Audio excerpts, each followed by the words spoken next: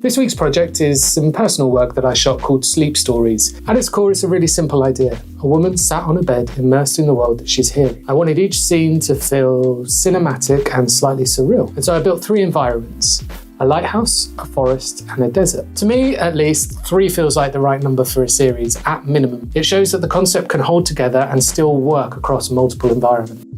I had a limited budget on this one, so as much as I would have loved to have dragged the bed out to all of those environments, it just wasn't going to happen. So I shot plates and comped the whole thing together. One night I walked the length of the pier to the Poolbeg Lighthouse.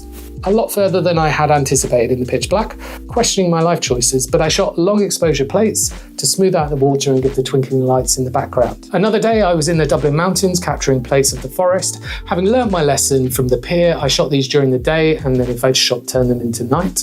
And then for the desert, the keen amongst you will realise that Dublin doesn't have a desert, unless I'm yet to find it, that is.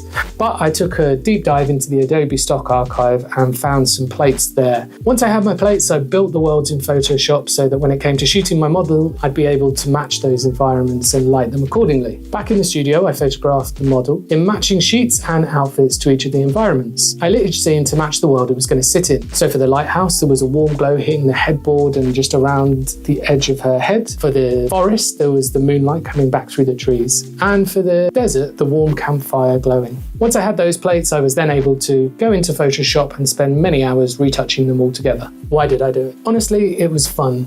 It was an idea that had been floating around in my head for ages, and if I didn't do it, well, then it was always going to stay that, an idea. The way I shot it also mirrors a lot of advertising work, capturing plates, matching the light in the studio, and then comping the whole thing together. And whether you're doing it yourself or you're bringing in a retoucher to help you, it's really important to understand those elements and how to build those scenes. But most of all, projects like this keep me practicing and experimenting. They build my portfolio, and they always work their way into client conversations, especially when sharing a portfolio with a creative team. And one last takeaway, remember, personal work fuels client work. It took me a long time to realize this, but it's so important when you have those ideas to just go out and shoot them, keep playing, keep experimenting, and have fun in the process.